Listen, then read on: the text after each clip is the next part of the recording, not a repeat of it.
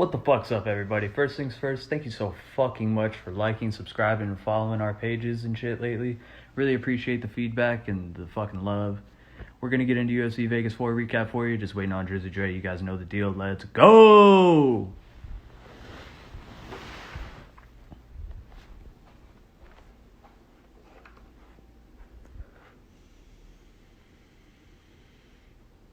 Need a little wax before we get started.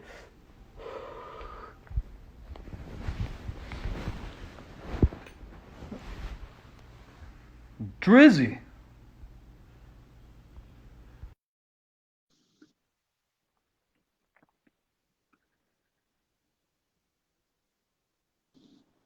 What up? What up, bro? Just What's up, man? I saw you hitting that no, wax over there, buddy. hell yeah, I was hitting yeah, I needed it, man. Just I said see thank you to that. all the fucking support and shit. You got some. Nice. You're pretty We've been getting, stoked, I can tell. dude. We've been getting love, man. I really fucking appreciate that shit. Absolutely. Shout out to everyone that's been showing the page, the YouTube, the Instagram, all of it. You know, every little thing, everything we take as motivation, but we're having fun doing this, period. That's all we're doing. We're just having fun. Big We're facts, spitting dude. facts. If we had 5 followers, I'd still be on here talking. Right? I I mean, if you're not having fun doing it, then why are you doing it? You feel me? Exactly. What's the point? Man, so how was your feeling on all the fights, man? It was a wild night. I Well, was we gonna, called it. We I called was it. gonna, we did call it. I was gonna ask you, bro. What stuck out to you the most, aside from like the main Man, event and the co-main? What other fights did you you know see what? anything that you I noticed? I only focused on the ones that I talked about. I was out and about, and I managed to get it on my phone while I was on the go, and I watched Perry's fight, and then I waited until Poirier's fight, and Dustin Poirier's fight. Wow, I mean, how stupid did I sound just saying that? Oh yeah, it'll just be fight of the night, but that's fight of the year category right there. You know what I mean? Big facts, dude. It Big was a fucking facts. wild night. It was. It was. How'd you feel about it, man? I know you were pretty stoked, but my fucking Mike Perry, man, that was an interesting situation. Yeah, Interesting. I was Him really and stoked about that shit. did you did you really pay attention to how his girl was handling him in the corner and all of that? Yeah, I caught video of that shit. That shit was Yeah, hilarious, man. it's hilarious. It was crazy, and he pulled it off. But you know what, Mike? No, take nothing away from his girl supporting him in his corner by herself. The fact of the matter is, Mike's he's a thug, man. He's a thug. You can't beat a thug. It No, doesn't man. matter what he does. That man comes ready to fight. And you know what? A lot of these guys that were hating, including myself, I was making fun of that situation. I can't lie, but uh, everyone's like saying on Instagram, like, oh well, I'm just gonna fire my corner. If it works for Mike, fuck it. Right. But Mike's just a different kind of fighter, man.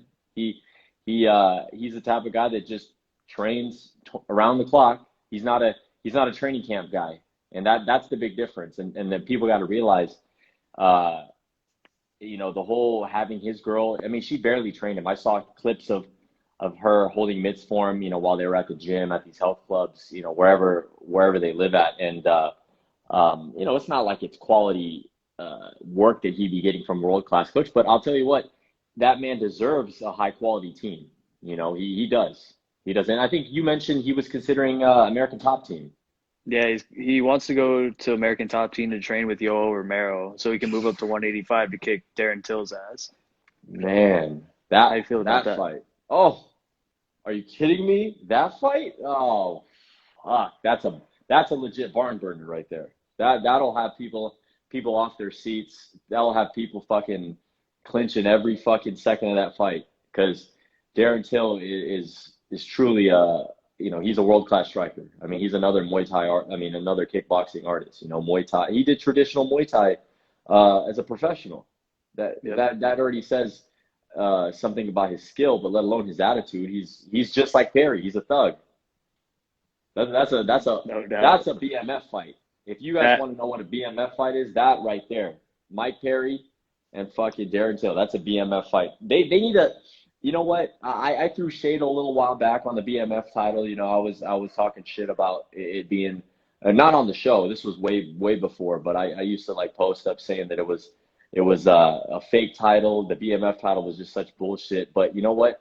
I think that should be a legitimate thing to consider because aside from Masvidal, you know, being the gangster he is, now you're getting more guys, you know, like Perry, like Till, where they're just you know they're not your run in the mill, you know, clean cut UFC fighter. They're your fucking, you know, they're guys that you would fucking fight on the street. You know what I mean? Exactly. The Street Fighters, bro. It's like jiu-jitsu. The BMF title would be legit. That they just need to continue that. Like, you know, it can add some, you know, I guess you could say WWE essence to UFC if they bring like these multiple titles that aren't world titles. You know, they're like other categories. But fuck, I mean that's such a the UFC is so dynamic with that, and these five. I mean, what Mike Perry showed last night was bar none out of this world. You're not going to see that in a boxing ring. You're not going to see that in any other MMA organization. You're not going to see that anywhere. And he definitely pulled something special. The whole coverage up until then, bro. That man is definitely he should be in the Hall of Fame. He should. Fuck that was incredible. Anyone that was hating, man, I'm a Mike Perry fan, and I was even still hating a little bit, and I feel like a fool, bro. You know what I mean? They gave everyone a 30-second interview at the end of the fight. Mike Perry got 3 fucking minutes. Yeah, okay? Fuck yeah, he deserves it. He deserves it. He's the best talker. The man can cut a promo for sure. Yeah, he needs his own show. That's what he needs. He needs some kind of UFC reality show, or at least have something start up from Mike Perry's fucking personality, dude. That would be insane. That would be so legit. But let's get to the nitty gritty, man. The Diamond, man. He really he showed world class hustle. He did against a game opponent. Fucking straight up G, bro. A game. I mean, you know. Hooker was a game opponent. You can't take anything away from Hooker, man. He came to fight. He brought the fight. He brought the action. And both men came out of that fight deserving of their paychecks, to say the least. Deserving, you know. So, but what Poirier did with you know his grind, his hustle, his boxing. I mean, his mix, the way he was mixing up everything, top and bottom. I mean, it was truly a great performance, and I'm definitely a bigger fan because of that fight. And I think more people are bigger fans of him as well, especially, you know, since he's been in the mainstream. But now it's like he's headlining something like this after COVID. You know, he's definitely going to get a run for the title again. That's a promise. Oh yeah, no doubt it was big for Dustin Poirier. But man, like I think I told you, I wasn't a fan of Dan Hooker at the beginning of this fight. But at the end of it, I have a newfound respect for him. So I feel like even though Poirier won, Dan Hooker actually reaps more of the benefits because not only does he gain more fans, but he has notoriety now too that he can go 5 rounds. Not only did he do it against Paul Felder, but he came close to winning the fucking Dustin Poirier fight too. It could have gone either way, honestly. It was so damn close. He's world class. He's world class for sure. And he's young. Oh, I'm sorry. No, go ahead. Keep going. No. I was just making noise. Go ahead. Yeah. No, he's definitely gonna continue his path to the top ranks, and hopefully fight for a title. Because you know, in the UFC, dude, you take a loss from a guy at the level of Poirier, you know, someone like that in your division, that's not something that'll derail your career. I mean, like you said, it helped his stock, it helped his image, but I mean, it put him on the mainstream, and it got eyes on him. And I think as a young, up and coming, hungry fighter like him, when you feel that the eyes are on you, there's no limit, because the sky is the limit for these type of guys. As long as they have the right mindset and they understand that, you know, they took an L in the UFC against a situation like that. It needs to be taken as a positive. I definitely think so. And I agree, man. Like I said, I really didn't watch too much of Hooker's fights coming into this. I definitely saw his highlights, saw the hype coming around him. That's why I said, you know, he He's a fighter that's bringing a substantial amount of hype to to Dustin at the time, so it was going to be significant. We all knew it was going to be definitely a 5 rounds. I mean, we knew that it was going to be a fight of the night candidate for sure, but it only has to be that way when you go all 5 and when all 5 is action. You know what I mean? Yeah, for Can't sure. believe Yeah, they went 5 rounds. That's crazy. I can, dude. I had it tied 2-2 going into the fucking fifth because I I knew see both that. they both have solid chins, dude. There was no way. I mean, Dustin almost got knocked out at the end of the second with that knee from Dan Hooker, but that was the only close call. Yeah, but I like the way Poirier finished the fight, man. He literally brutalized him up until that last fucking bell. He really did. And Hooker got up and it looked like he was glad that it was over. That's what his expression looked like. And that, to me, as a pro fighter myself, to see that, I'm like, ooh, that's rough, to say the least. So Poirier definitely he did eke out the win, which he deserves all credit for, and it was that tenacity. But that comes with his pedigree as a former world champion. You can't teach that. You know, you can't develop that from any outside source except yourself being in that position. So I'm excited to see what he's gonna do to the landscape of the lightweight division, especially after his layoff and especially after everything that's happened during his layoff. You know what I mean? Yeah, I'm excited too. His boxing looked on point. I know he's gonna get bumped up to number 2. I want to see him fucking fight Paul Felder, dude. Yeah, honestly, that should be a good one. That should be a good one for sure. And that would be a relevant fight, for both guys. I mean, for him especially, it wouldn't be like he was just facing some out of rank opponent. So I think you might call it, UFC is a little easier to predict when it comes to potential fights because unlike boxing, you don't have 1,000 guys in that weight class, and since it's UFC, they only have top-ranked opponents in the mix. So you're gonna get the fights that fans want, and I'm just excited to see what that. I've always liked the lightweight division, man. The lightweight division, even before they brought in the bantams and the feathers and even lower to the flyweights, that division's always been the most exciting. No doubt, bro. The most exciting. Yeah, man. Yeah, man, it was a great night. Great night of fights. I hope people got to watch our last episode and tune into that because as me, myself, not being such a big MMA fan, to watch, I've trained with MMA guys, on a weekly basis, but that was something that I was definitely feeling like it was a treat. And I only watched 2 fights. I didn't, like I said, I was on the go, so I really tried to put the effort to watch those fights for sure. Hell yeah. Dude, there were a couple good ones in the fucking prelims, man. Yeah, which ones were they? I didn't actually even read upon the cards. You know me, I was sitting there from 3 o'clock to the end of the fucking fight. So I know. Yeah, you have to, man. You're the MMA guy in this podcast, right? So there was a UFC debut. This chick is 20 years old, man. Wow, 20. That's she ended amazing. up winning. She her name is Kay Hansen. She beat Jin Yu Fry. Wait. I saw a post floating around. Kay Hansen. Some guy bet like 30-something racks on her at the sports books, and I think he bumped into her at the airport. Yep, I was just gonna say that. Yeah, he ran into her at the airport. That's crazy. How crazy does the universe work, man? That's nuts. Yeah, it's nuts. He cashed out like 50 G's, dude. Isn't that insane? Man, that's not bad for halfway through the year. Not to mention with all the COVID situations going on. How turbulent it was for a lot of people. Man, he made almost $50,000 in less than how long was the fight? What did she win by UD? Yeah, 15 minutes. Okay.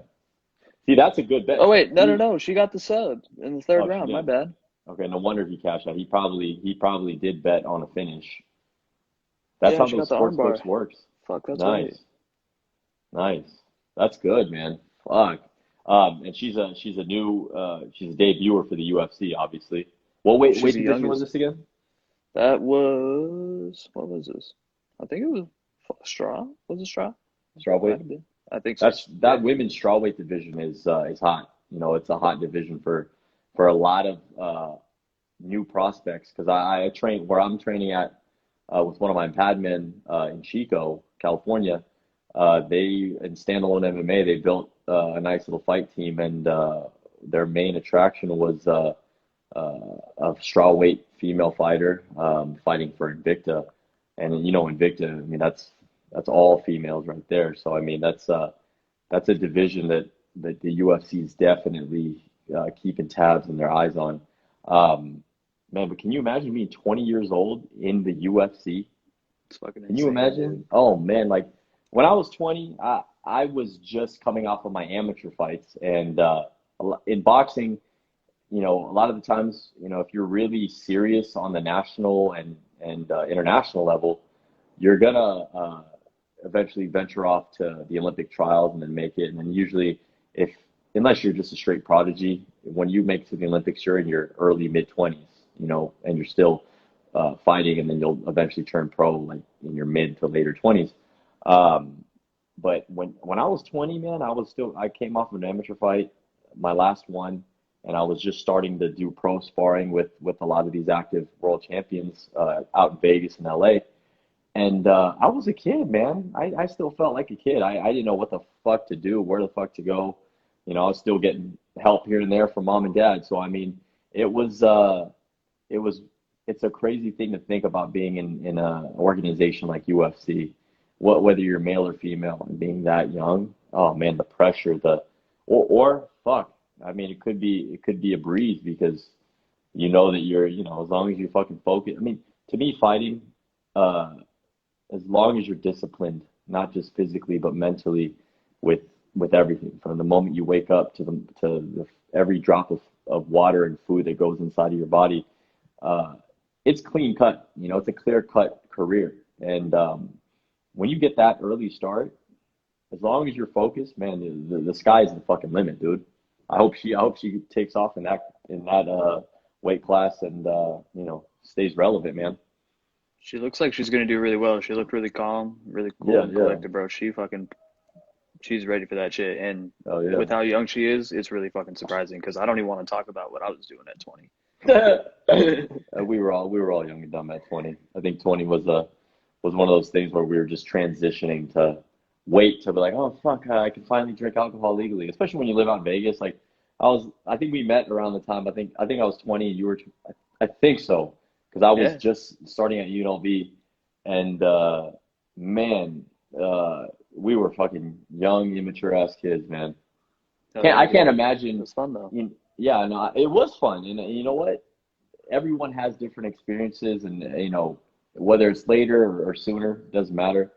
But um, when I was 20, I was just going to school and training and sparring.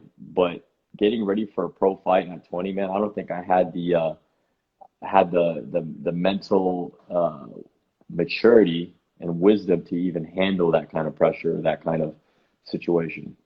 You know what I I mean? don't think I would either. But hey, I do want to talk about this Yusuf Zalal and Jordan Griffin fight though. It was the Okay. first fight on the prelims. This hmm dude Yusuf Zalal, I'm really hot on him. He's dope, man. He came out with the fucking bombs, dude. Just How'd the beat the fight pan out? he beat the brakes off this guy for 3 rounds. He threw 70 strikes total, 60 or 59 of them were significant, so that's like 90%, which is Wow. dope. And then the Wow. other dude, Jordan Griffin, he only threw 33 strikes hmm and 28 were significant, but he had two takedowns hmm and two passes of the guard and one reversal. Damn. So I This mean, went the distance? it did go the distance. Yeah. Yusuf Zalal won by unanimous decision. Wow. Beautiful. Yeah, all right. I'm gonna keep tabs on that. If anyone's listening in, definitely keep tabs on that because Robbie knows what he's talking about. That dude's dope. For what weight class is that? That is featherweight, I believe, 145. Oh, nice. Another The one winner. into that hot division. Let me double check though. Supposedly there were like top rank fights. Yep, it was featherweight.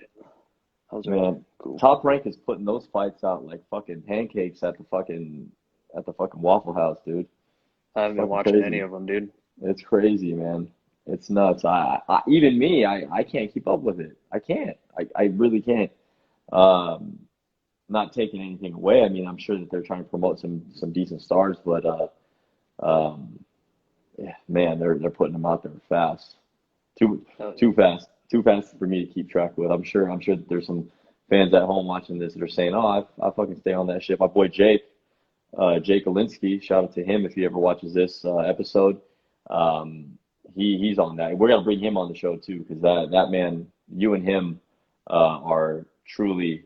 Well, he definitely watches UFC from beginning to start, so he'll be more informative than I am with your discussions. But that man will sit through a whole 5 hour segment if he could. that should be fun, dude. Oh But hey, shit! did you see? You saw the highlight I posted of that dude Takashi Sato, right? With the fucking Yeah, 42-second knockout. yeah, that was incredible. The bombs were That's lit, insane. bro. That's insane. You're getting so much more explosive, wild strikers in the game that it's. But you know what? Remember when I said, It's in that smaller regards to, octagon, bro. yeah, it is, and we discussed that too, and the UFC is definitely smart. They're smart to bring that situation in, but Oh they shit, realize that my bad. it's yeah, but they realize that they want action for those quiet events. For the no crowd events, it's all action. So Oh smaller yeah, ring, man, all that's 18 of his strikes you definitely heard. yeah. I gotta rewatch that clip again. If You anyone should. watching this hasn't seen that, definitely Google all the shit that Robbie brings up. Another Fuck. good fight was Brendan Allen and Kyle Dawkins. That was a fucking wild one. I think there were a couple of highlights floating around that I saw briefly of what happened there. Um, Brendan Allen won by unanimous decision, but one judge gave him the third round, which he obviously lost. So that was kind of Okay. an iffy one. Really? But Kyle Dawkins, the dude who lost, he threw more strikes, but he threw 92 strikes, but only 34 were significant, so that's kind of trash. Hmm. But the dude Brendan Allen who won 79 total strikes, 41 of them were significant. He had four passes to the Yeah. guard, four reversals. Yeah. So yeah, he had 5:27 control time versus the other dude's 7:33. So I mean, it could have gone either way, but Nice. it Nice. was a barn burner, bro. It was a really good Yeah. fight. And that was one of the prelims, right? No, that was on the main card. Oh, that was on the main card. Okay. Nice. Is there any other fights? Nope. I don't think so. I think Okay. I went Well, shit. through. Oh wait, hold up. There was one more knockout. Tanner Boser. I don't That recognize that name. he's from Canada. I just started hearing about him too. He's cool What's though. I what's the think weight division? it's Let's heavyweight. let the people know. Yeah, there you go. So anytime anyone wants to Heavyweight ever search division. anything, boom, heavyweight division. Yeah, Ooh, that was man, only like a 3 minute fight. He got 15 of 15 total strikes and got the knockout. It was dope. nice, nice. What do you feel about UFC's heavyweight division right now? Is it? Do you think that with Ngannou really making an explosion on the scene? You got you. Who's the big names right now? Because whether it's boxing or MMA, everyone loves the heavyweights. Who's a big name in the heavyweights? It's definitely being held up by Francis in DC, but big names would be, or not Francis in DC, DC and Stipe. I'm sorry, but big names would be Francis, Hmm. Derek Lewis, um, fuck, Curtis Blades, who just fought. Of Who course, else is obviously, heavy? Curtis Blades. But Shit, it, who but else can you I even think of? But is Stipe champion right now? yeah, Stipe's champion right now, but he had to get surgery on his retina because when he fought DC, he fucking poked that shit out, dude. He damn near lost his eye to DC. Man, what a what a crazy thing to happen.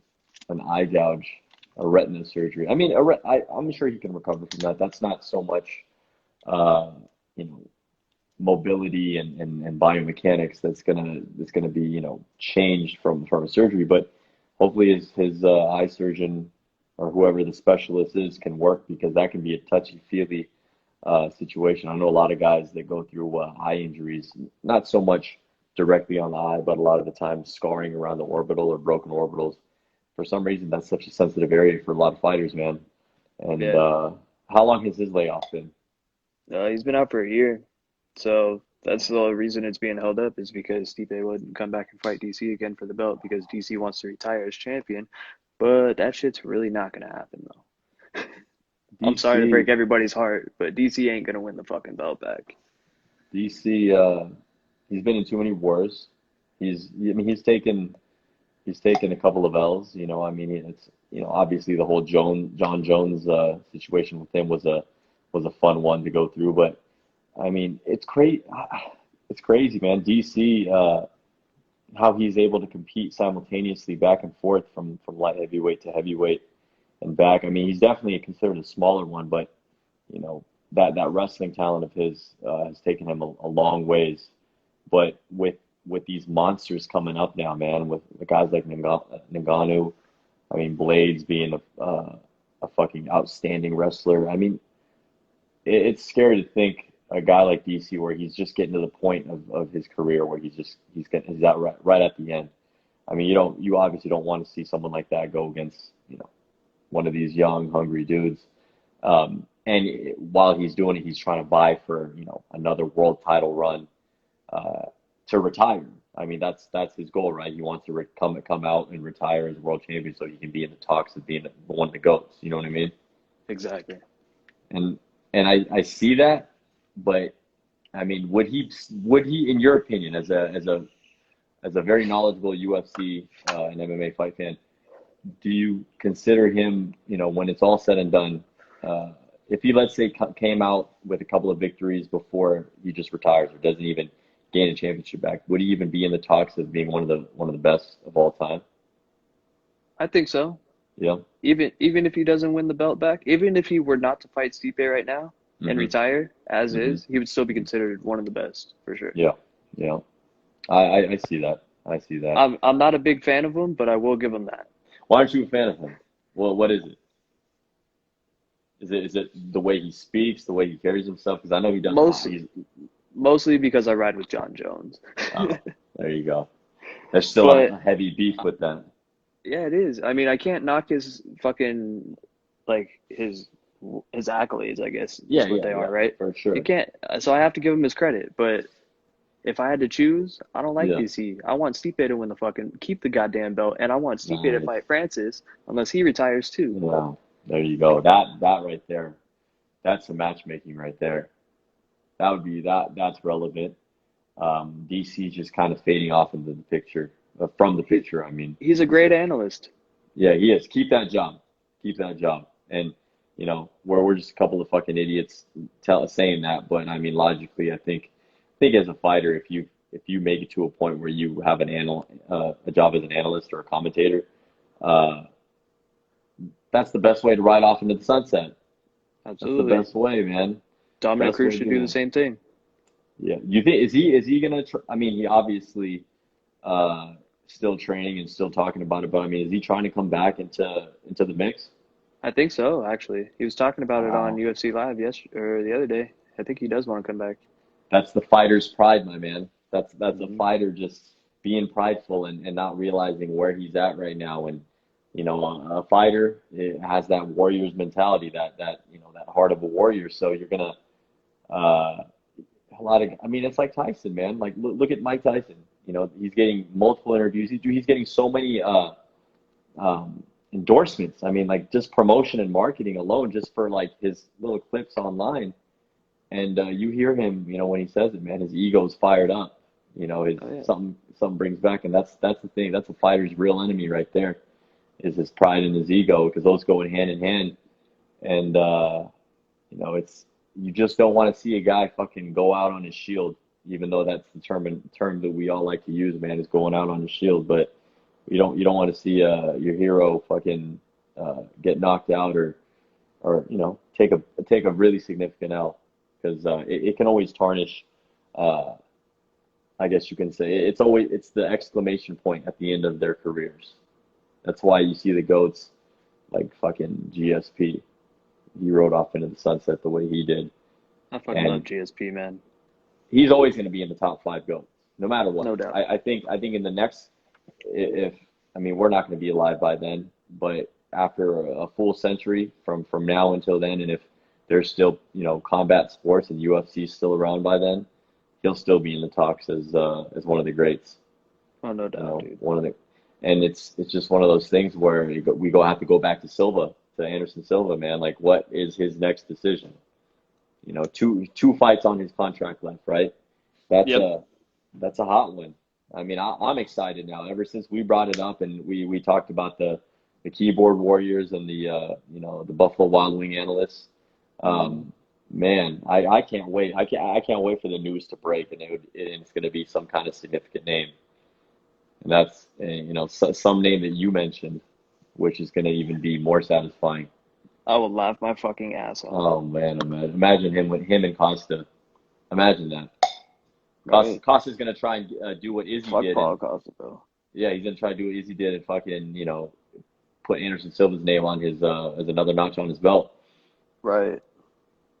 But hold up. Where's that fight at? Quick question. You think Paulo Costa's on some juice? Oh, absolutely. That dude's over 230 pounds. Joe Rogan even thinks he's on juice, dog. Bro, how?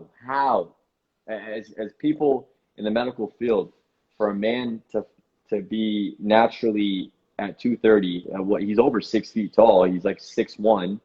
Yep, he is 6'1". He's 6'1". He's 230 pounds of solid muscle. The fact that you cut to one, he's 6'1". I remember looking at his little UFC stats. I'm looking at his shit right now.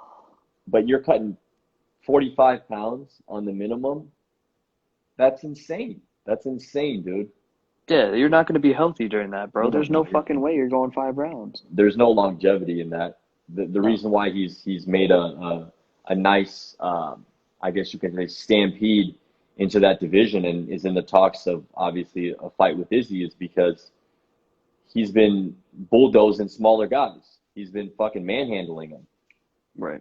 He's been manhandling these guys. I mean, the first time I saw highlights of Costa, I was like, dude, this guy looks like TRT Belfort. TRT Belfort. I was like, he looks like a TRT Belfort, man. Like a young, refreshed. He looks like a circa Belfort from when Belfort fought when he was 19. That's what he looks like. Jesus Christ, dude. I still remember when he got front kicked. Oh, man. By Silva? Yeah, that was one of the first fights I ever watched. But that was non-TRT Belfort. That was soft Belfort. That was Belfort off the juice. It was, bro, with the sloppy mohawk. I remember that. I'm talking so much shit right now. I know. If any of these fighters that I mentioned are fucking saying anything, man, I apologize. I'm just a shit talker. I just say what it is. Hey, one more fight, and then we could talk about whatever. It was a bullshit ass. All right, so it was a heavyweight bout: Gian Vellante versus Maurice Green. Maurice Green was getting worked the first couple rounds. First 2 rounds. This is heavyweight. Yeah, I told him heavyweight. Yeah. Okay. So Gian Vellante threw 91 total strikes. 72 of them were significant. Maurice Green 64, 63 were significant. That's actually pretty damn good. Nice. But anyways, he got worked the first 2 rounds. He was getting worked the 3rd round, and then he fucking gets taken down. Maurice Green gets taken down. Gian Vellante's on top, throwing body shots, and then it looks like Maurice Green does it's either a fucking Japanese necktie or a Darce choke, one of the two. And Gian Vellante's throwing body shots, and then he just fucking taps out for no goddamn reason. Damn. The choke wasn't even that fucking tight. Shat Bros, fucking shout out to fucking Jerry and fucking Shane Shapiro over at fucking Syndicate. They shared our video and they were talking about that shit. Nice. Yeah, nice. Dude. Shout out to Syndicate. Good solid team out there. I know they've been building for a while. Syndicate's been out in Vegas shit since 2012, I think. So it's good to hear that they're out there doing it. Yeah, dude, it's cool. So, you know what? The pressure, man, the pressure of being in that kind of situation.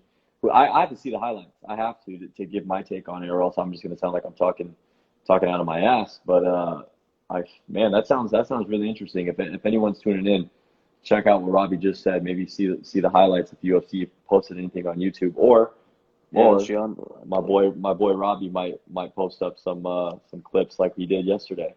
I got the clip up there. It's a bullshit fucking. It's a bullshit submission, dude. If you guys want to see it on our page after this episode. We'll Yeah, go post check up it out. more highlights. So tune into our page during fight nights. We got the clips on lock, up to date, and we'll even post more. And if you guys have requests, throw them in the comments. Throw shit from YouTube all the way to Instagram. It's all good with us because we check that shit on the clock. Oh yeah, we do. We're on it. Trying to get on Apple Podcasts. Still working that shit out. Yeah. But Apple's we're finicky. You know how they are out there. Yeah, Okay. but we're definitely on YouTube, man. We only got 6 subscribers, so y'all better start subscribing. Yeah, start subscribing, man. Some Start fucked up subscribing. shit. We're gonna have some special shit. Just all you guys like organic shit now. Well, this is organic. It We're is starting organic, from man. nothing.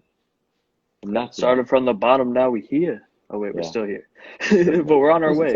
We're on our way. So shit, man. Aside from the fights, what other shit's on your mind, man? How's the weekend been? Weekend's been great, dude. I've been cruising around, looking at houses and shit. Nice. Smoking Real kush. estate's where it's at. Yeah, I mean, I can't buy anything right now, but I can visualize.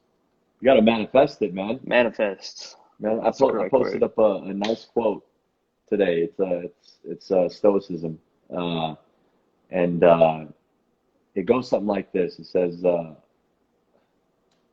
it! See, this is why I gotta stop smoking that fire because I tend to lose track a little bit." But it talks about luck and how luck is essentially manifested, or luck is created by your preparation when it meets opportunities. I saw You know that. what I That was mean? fire. Yeah, and it, as simple as it is when you're prepped and you focus on your preparation, your grind. People talk about grinding all the time, whether they work at an office, work at a hospital, work anywhere, or work from home, whatever the case may be. That's the point. Is when you grind, no one's lucky. No one just falls on it. But when you set yourself up for that position where an opportunity rises and you take it, people are always going to call that lucky. But at the end of the day, that's just good manifestation. So you manifest that shit, my brother. Fucking, yeah, for dude. all you people out there that are fucking, window shopping, for houses, for anything, it can happen. It can Cars, fucking happen. houses, Yeah. anything. Manifest that shit. Go stare at it for 5 minutes. Put that fucking image in your brain and think about it every Right. fucking day until you have it. My girl, Seriously. it's the truth. It's the truth. And my girl, she's the prime example. She's got me on a better stoic mindset. If no one's really read about stoicism, Marcus Aurelius, Seneca, just anything, any of those guys, Aristotle, all these philosophies and philosophers that talk about this, it's real, and it's the power of the mind, like we've talked about. From last episode, I talked about the fighter's mind, compared that to taking steroids, and it has a relation to do with the fact that when you can just bring it to life, whether it's on paper, whether it's in your mind, whether it's on your computer, that's the first step to manifesting anything. And my girl, she writes in her personal journals daily about her goals and what she's doing, her immediate goals, which are for the day, and then her like fast forward goals, whether it be 2 months from now or 2 years from now. And I'll tell you what, it almost feels freaky how well she manifests Sorry her about her that. goals through that. Oh, no worries. But it's almost freaky how she's able to manifest it, because everything she's talked about with me, and even stuff that I have opened up about to her, and how she's helped me be on that same kind of routine where you manifest it in any kind of way possible. Man, it's not bullshit. It's not bullshit. I mean, that's the fighter's mind. It's coming from me as a fighter, and that's logical, because as a fighter, that's really what it is. But in anything, man, anything. As a normal person, a normal working class person, or someone that's self-employed, creating their own business, whatever the case may be, that's the best way to do it. And who I used to love watching, that you can call him an athlete, but more of an artist. You ever heard of Kai Green? Yeah. bodybuilder. Yeah, so Hmm. he's made a big name for himself, through so many platforms, through so many ways, avenues. But his biggest quote is thoughts become things. As simple and rudimentary as that can sound to an intellectual person or a person that's super book smart or someone who's in a professional field where it requires uh, vast types of knowledge. That goes a long way. That thoughts become things is something that I've always lived by. And man, even as simple as a scenic drive and your window shopping, I did that today. I was in I was in Laguna. I love it out there, So dude. manifesting trip, by the way. I'm in LA training with Buddy McGirt, Team McGirt, McGirt Boxing, Rashidi Ellis, the Ellis brothers, Ronald Gavril of the Money Team. I mean, I'm surrounded by some real demons and some real lions, man. That's And fucking awesome, bro. as the trip goes, man, I went to the winning Japan boxing headquarters. Now, whether you're in MMA or you're in boxing, you know that winning Japan boxing is highly exclusive equipment. You see Poirier use their boxing gloves. You see Garbrandt use them. Those are four, five, $600 gloves, Mm. and no pros ever get those for free, not even discounted. And the thing is, you either order from, you know, distributors or you know somebody that knows somebody, but they have a main headquarters, which I'll never disclose where the location is. But I was there today. I picked up a pair of 10-ounce gloves for my training. I already have the set for my sparring, but I was there today and I was standing in a room, a little office, um, that was littered with photos of just, you know, you talk about like a Hall of Fame wall. I mean, this was everybody from Canelo to old school fighters, man. I mean, it was crazy, and that was one of my things that I truly felt was manifested because you know I, I thought of being in that position, and I just continued to grind no matter how low I felt, whether I didn't have a coach to train with or it was so uh, one of those days where I just didn't have a schedule lined up. You know what I mean? Like it was just one of those disheartening days, and Yep. I kept to myself, telling myself that I'm going to make it to that point. And I don't consider myself at I consider myself moving forward right now, but just being in that position today, standing in that headquarters, that private location, and hand selecting a pair of gloves that most guys would kill a family member for, felt great. So me and Ronald Gavril, one of the fighter from the Money Team, 168 pounder, and one of our cornermen, we just decided to go to Laguna and just check the scene out. And we drove up the hills, man, and it was one of those things where we scouted beautiful property, man. We talked Hey, about it, we there's Ronnie joked right about it. there, bro. You were just Shout talking out to about him. Ronnie. So Hey, manifested what's up, Ronnie. bro? Yeah, man. Hmm. Fucking me and Ronnie, man. We Shot him away, definitely. bro. Yep. It was his idea to drive up to the hills, and when we scouted, just just nice scenic views, and it's you joke around about talking, about hanging out and this and that. What's up, Ronnie? What's good, What's bro? up, brother? How are you? I see you, man. I see you. I see you. Fuck. Tomorrow we got training, man. We got training in the morning, man. So you better get some That's so rest. sick. Future world champ right there. We talked about it, and this man right here. So if anyone wants to fact check, man, Ronald Gavril, former Olympian for Romania. He's one of the best coming out of that country, man. And Yeah, he he came is. out here. He came out here. You talk about a manifesting story, man. We got to get him on the show. But Ronnie, man, he left Romania, did speak a word of English, came out to Laguna Beach, to California, and started to make a life for himself, man. And fast forward, he became a signed fighter for the Money Team and under Mayweather's tutelage as a promoter. And That's fucking awesome. we talked about it a lot, man. And it's all about setting yourself up, And I'll tell you what, talking to someone in his position when you finally know his story, it's definitely inspiring because anyone could do anything. You see people that are at the top or making their way to the top, and you think they're invincible or you think they're amazing, untouchable. But until you realize what their story is, then you realize, wow, like you know through the image, through all of that, you realize, holy shit, yeah, a lot of work and dedication, a lot of work, but it's not. It's the mindset. It's controlling your mind, controlling your fears, controlling your emotions, and also, it can be disheartening at times, and it takes a strong human being to fucking push through when you're completely alone. My boy Ronnie was all alone out in California. He didn't even know how to speak English yet, man. He found his way up, to get promoted by Mayweather himself. So it's one of those things where, if someone like that can do it, that's inspiring. And I highly suggest people look to the future, not just for myself in boxing, but for my man Ronnie, because he's gonna fucking make a statement. And right now is the time to do it. 2020, man, we're in a new decade.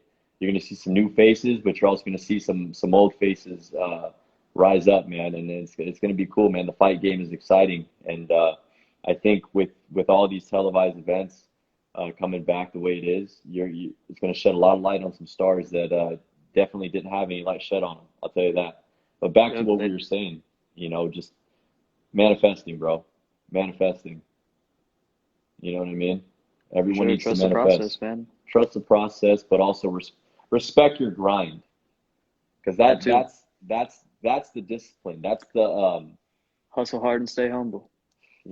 That's your preparation. Because everyone's gonna have an opportunity. Everyone, fighters, we talk about that. Fighters, we wait for opportunities. Like how you see a lot of fighters right now, UFC and boxing, they post shit up and they say, just wait for the call. But the call is the opportunity. And if Can I ask you about it? Yeah. Let me ask you something real quick. How do you feel about Dana White saying that UFC is an opportunity and not a career? Listen, it can be a very touchy subject. It's an opportunity, to say the least. But when you're fully dedicated into the game and you've got a few years into the game, like, it's not right for Dana White to say that about veterans, especially, with Jorge Masvidal. He's been in the street fight game for over a decade. He started as a thug, man. He started the backyard brawls, and he was just naturally talented that he was able to make this into a career. And when it's a career, you devoted years into your life for it, and no one can take that from you. So Dana White, he's a smart man. He's a businessman. He's a great promoter for the UFC. But the fact of the matter is, it can be very disrespectful when he talks shit like that, because it almost sounds, like how the whole situation. Remember when the NFL and Colin Kaepernick taking the knee, and like how you see a lot of NFL owners, team owners that started almost not demoralizing, but patronizing their players to talk about them, just like, they're like slaves to them, and that's how Dana White comes off sometimes, and it comes off more times than you would like. And, it comes with the money. It comes with the fact that this man's worth, over $1 billion. So you're looking at your fighters like they're just pawns on a chessboard. At the end of the day, he can talk all this shit he wants, saying he's a fan of Conor, he's a fan of this guy, he's a fan of that. But the fact of the matter is, it doesn't matter. None of these guys matter to him. None of these guys he gives a shit about, because if one guy falls off the pedestal, he's got 10 more to replace, and he's got all the time in the world to fucking build this guy up for the masses, for the casual fans. And for him to say that it's an opportunity is quite disrespectful to the fight game, and it's not helping his fighters want to fight, especially if they're going to take pay cuts from their contractual obligated pay. Because if a fighter is it can be so many things. A fighter could be living, in a new house, big house that, he got a potential $2 million contract with the UFC, let's say, for a 5-fight span. So you divide that, $2 million for 5 fights, you're looking at $400,000 a piece, right? So if he's taking a substantial pay cut, did I do the math right on that? Yeah, I think so. I think so. Yeah, I'm stoned. I am too, man. But he's promised $400,000 a fight, let's say, and that's what he thought. So he's 2 fights into the contract. He's made $800,000 and some change before taxes. He got a new house. He got a new car, a Ferrari. He did that. Blah blah blah. Next thing you know, he doesn't have anything substantial in the bank account, but if he continuously fights for what he's agreed on, he'll be able to make that car payment. He'll be able to make that mortgage payment. He'll be able to do all the things, you know. Dude, it's crazy, man. Don't let the images fool you, man. Some guys that wear watches, you know, that they don't have outright, you know, a lot of these, you know, flashier guys, some of it is on credit. How do I know that? Because I know people in Vegas that have fucking watches on credit. And I know real ass people that have a $10,000 watch that was really gifted to them because he's the new face of that brand, like my boy Ronnie. You know, like you see legit shit like that, but then you see fighters that are living on credit, and that's the divide here. There's so much intricacies involved in all these issues that ESPN, all these other podcasts, these other news journalists don't know because they're not fighters. They might talk about contracts, but they don't understand the personal side of things. You know, I've been around a lot of fighters that have made money, that have been flashy and all that, and you see, like, I was fortunate to be young and around these guys to see that. And as a fighter, it's a stressful life to begin with because you're fighting for a living, and when you fight for a living, you always go to the gym concerned about your health. But when you got to worry about the fact that you can't even make your mortgage payment, your fucking car payment, and you got the flashy life going, that's the downside. And that's why a lot of these fighters are not willing to take pay cuts because they can't afford it. But at the same time, I get Dana's logic, and I get the fact that it's like, dude, you know, you're a fighter. Like, this is what you're meant to do. And I see it like this because I'm an up-and-coming pro myself. I'm making my debut, and I'm hungry. So to me, my mindset is, are you kidding me? Get me a fight. I'll fight for $1 fucking dollar. After this COVID situation, you're going to give me an event live? Sign me up. Sign me the fuck up. I'll fight for $1 just so I can win, put a notch on my belt, and move on with my life and be seen. But a lot of these guys that are established, you know, they need it. They need it because, you know, at the end of the day, they start living paycheck to paycheck. And it's fucked up when you're driving a BMW M6, living in a condo in LA, but you're living paycheck to paycheck. You know, and I'm not trying to talk shit or demean fighters. And if I'm calling it for what it is, and if one of these other fighters or someone else feels some type of way for me saying that, then good, because that's meant for you. And if you feel some type of way about it, and I just fucking called it, the truth hurts. And let's be real here. But, you know, fighters are not smart about their money either. When it comes to contracts and you're promised, it's the same in the NFL. It's the same in the fucking, especially in the NFL, because NFL, you're prone to fucking injuries immediately, you know? So UFC, I mean, look at the amount of layoffs. Look at the amount of injuries that the UFC roster goes through. You know, top guys, top world champion, former world champions, top 5 ranked contenders. I mean, it's a volatile business to be in. And Dana White's logic makes sense. But do I think it's disrespectful? Absolutely. Absolutely, it is. Because these guys devote not only years of their life, but they, you know, a lot of fighters, you know, going into training camp, devote money to their own training camps. You know, unless you're managed by big money management, and even then, it's your money that's like, if your big money manager or promoter is paying for your training, your all of it, your expenses, your rent, your coaching, your food, your transportation, whatever, it is coming out of your pocket as a fighter because you're making money for them and they're taking that out of your cut. So it's a very intricate subject, man, and it's sad, and I'm not talking shit directly to them, but I mean, it's so unreliable listening to ESPN, listening to all this bullshit, because they don't know the intricacies.